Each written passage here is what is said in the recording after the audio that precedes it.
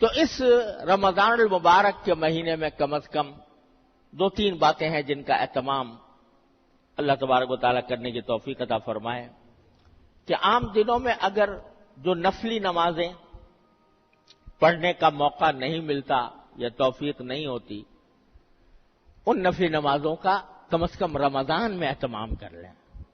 مثلا تہجد، آخر رات میں اللہ تبارک و تعالیٰ کی بارگاہ میں کھڑے ہو کر نماز ادا کرنا، یہ اتنی عظیم عبادت ہے اور اس کے اتنے عظیم فوائد ہیں، اور اس کے ذریعے انسان کی روح کو اتنی ترقی ملتی ہے کہ جو اور کسی عمل سے نہیں ملتی، کسی نفلی اور عمل سے نہیں ملتی.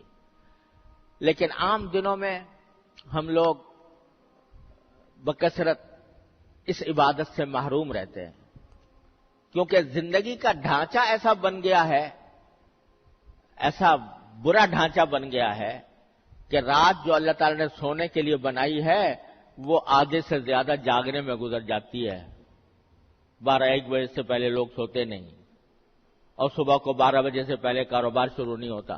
12-1 بجے سے یہ ایسی مصیبت کھڑی ہو گئی ہے کہ جس نے ہماری پوری زندگی کا نظام بدل کے ڈال دیا ہے.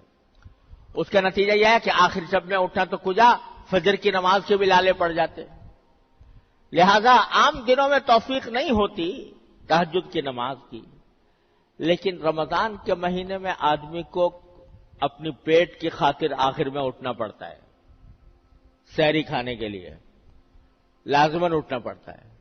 اگر روزہ رکھنا ہے تو صبح کو فجر سے پہلے سحری کھانا ضروری، اور اس کے لیے اٹھنا ہے. تو جب اٹھنا ہی ہے تو اس سے آدھا گھنٹہ پہلے اٹھ جاؤ، اور آدھا گھنٹہ پہلے اٹھ کر اس میں 8 رکعتیں تہجد کی پڑھ لو. اللہ تبارک و تعالیٰ کی بارگاہ میں حاضری دے دو، اور وہ وقت دعا کی قبولیت کے لیے بڑا نادر وقت. تو 8 رکعتیں پڑھ کر اللہ تبارک و تعالیٰ سے دعا مانگے، اور اس میں یہ بھی دعا مانگ لے کہ یا اللہ آپ نے اس وقت توفیق دے دی ہے رمضان میں یہ کام کرنے کی، یا اللہ مجھے باقی اوقات میں بھی، باقی زندگی کے اندر بھی توفیق عطا فرما دی. تو تہجد کی نماز جو عام دنوں میں نہیں ہوتی، ان دنوں میں کوشش کر لیں کہ ہو جائے. اشراق کی نماز ہے، یعنی طلوع آفتاب کے بعد جب آفتاب جو ہے ذرا بلند ہو جائے، تقریباً 12-15 منٹ کے بعد 2 رکعتیں یا 4 رکعتیں اشراق کی پڑھنا مسنون ہے، نفل ہے. عام دنوں میں توفیق نہیں ہوتی، اس زمانے میں کر لیں. مغرب کے بعد 6 رکعتیں، اور 6 سے لے کر 20 رکعتوں تک ثابت ہے، جس کو نماز اوابین عام طور سے کہا جاتا ہے. وہ عام دنوں میں توفیق نہیں ہوتی، رمضان میں اس کا اہتمام کر لیں.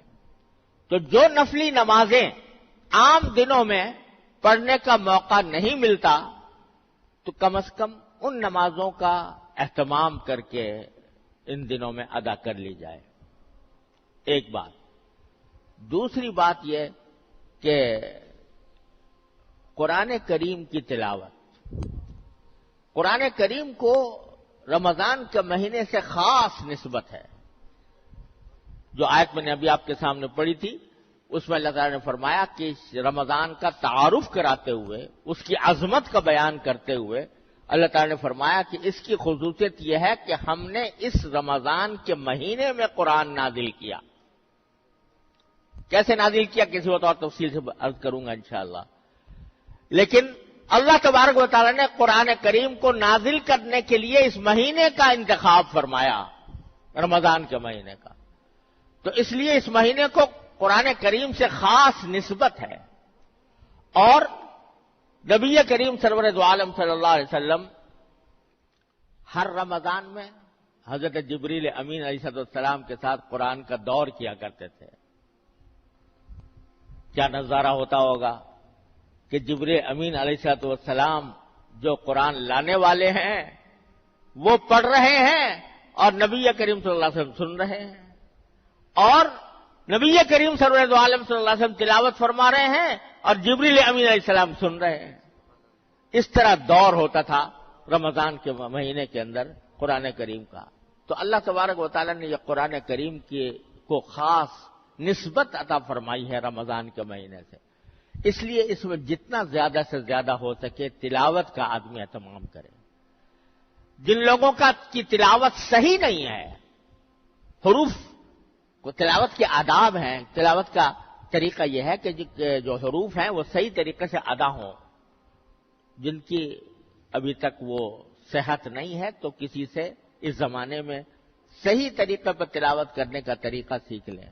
کل 29 حرف ہیں الف سے لے کر یا تک، ان میں بھی بیشتر حروف وہ ہے کہ جن کو نکالنے کے لیے کوئی مشقت کرنے کی ضرورت نہیں، خود بخود نکل آتے ہیں۔ چند حروف ہیں کہ جن کا تلفظ صحیح کرنے کی ضرورت ہے، مثلا ہم لوگ سا اور سین اور صاد ان میں اردو میں بولتے ہوئے کوئی فرق نہیں کرتے، لیکن قرآن کریم میں سا الگ طرح پڑھی جائے گی، سین الگ طرح پڑھا جائے گا، صاد الگ طرح پڑھا جائے گا۔ کس طرح ان کے درمیان کیا فرق ہے، کس طرح نکالا جائے؟ زال اور زا اور ذا اور غاد، یہ 4 حروف ہیں، ان کے اندر کیسے فرق کیا جائے، کس طرح کو صحیح نکالا جائے، یہ ہر مسلمان کے ذمے اس کا سیکھنا فرض عین ہے۔ لوگ اس میں بڑی غفلت میں مبتلا ہے، جیسا چاہا قرآن شریف پڑھ لیا، لیکن یہ فرض عین ہے کہ آدمی اس کو صحیح تلفظ کے ساتھ پڑھنے کی کوشش کرے۔ تو اگر کسی کا تلفظ صحیح نہیں ہے تو اس رمضان کے مہینے کے اندر اس کا تلفظ صحیح کر کے تلاوت کا زیادہ سے زیادہ وقت جو ہے وہ تلاوت میں گزارا جائے۔ تیسری بات یہ کہ یہ اللہ جل جلالہ کے ساتھ تعلق قائم کرنے کا مہینہ ہے، لہذا اس میں ذکر جتنا زیادہ ہو سکے، کثرت سے ذکر، چلتے پھرتے اٹھتے بیٹھتے کوئی نہ کوئی ذکر زبان پر رہے، اور اس میں سب سے اچھا یہ ہے، یوں تو جو بھی ذکر زبان پر آ جائے، سبحان اللہ، الحمدللہ، درود شریف، استغفار، جو ذکر بھی زبان پر آ جائے، لیکن تیسرا کلمہ سبحان اللہ والحمدللہ ولا الہ الا اللہ واللہ اکبر ولا حول ولا قوت الا باللہ العلی العظیم، اس کے بڑے عظیم فضائل ہیں۔ رمضان المبارک کے مہینے میں جتنا ہو سکے اٹھتے بیٹھتے چلتے پھرتے کھاتے پیتے ہر حال میں اس ذکر کی کثرت کی جائے۔ اور بھائی چوتھی بات یہ کہ اللہ تعالی نے یہ مہینہ دعاؤں کا مہینہ بنایا، دعاؤں کا مہینہ، کہ اس میں اللہ تبارک و تعالیٰ کی طرف سے دعا کی قبولیت کے دروازے کھلے ہوتے ہیں۔ تو دعائیں کثرت سے کرو اللہ تبارک و تعالیٰ کے بارگاہ میں، اور اللہ تعالیٰ کی رحمت یہ ہے کہ اگر اپنے کسی دنیاوی مقصد کے لیے بھی دعا کرو گے، وہ بھی اللہ تعالیٰ کے ہاں عبادت لکھی جاتی ہے، اس پر بھی اجر و ثواب ملتا ہے۔ آپ کہو یا اللہ میرا قرضہ جلدی ادا کرا دیجئے، تو دعا تو مانگ رہے ہو اپنا قرض ادا کرانے کی، لیکن اس عمل کے اوپر براہ راست اس دعا کے اوپر ثواب مل رہا ہے۔ قرض جب ادا ہوگا، لیکن اس دعا کرنے سے فوراً تمہارے نام اعمال میں ایک عظیم نیکی کا اضافہ ہو گیا، اس پر اللہ تعالیٰ جزا عطا فرمائے گا۔ الدعاء هو العبادہ، ایک حدیث میں فرمایا گیا، دعا بذات خود عبادت۔ اپنے روزگار کے لیے دعا مانگ رہے ہو، اپنی معاشی خوشحالی کے لیے دعا مانگ رہے ہو، لیکن یہ دعا بذات خود عبادت لکھی جا رہی ہے، اللہ تبارک و تعالیٰ کے یہاں سے اس کا اجر مل رہا ہے۔ تو دعاؤں کی کثرت، اور بزرگوں کا ایک معمول یہ رہا ہے کہ عصر کے بعد آدمی اگر مسجد میں نماز پڑھنے کے لیے جائے تو اگر وہیں پر اعتکاف کی نیت سے بیٹھ جائے مغرب تک، اور اس میں جتنی تلاوت کی توفیق ہو تلاوت کرے، کچھ ذکر کرے، دعائیں، مناجات مقبول جو نبی حضرت حکیم الامت مولانا اشرف علی صاحب تھانوی رحمۃ اللہ علیہ کی مناجات ہے، دعاؤں کا مجموعہ ہے، وہ پڑھے، اور پھر باقی وقت اللہ تعالیٰ سے اپنے حاجات مانگنے میں گزار دیں یہاں تک کہ افطار ہو جائے۔ تو اس کے ہمارے بزرگوں کا یہ معمول رہا ہے، اور اس معمول سے کے بڑے انوار و برکات ہیں۔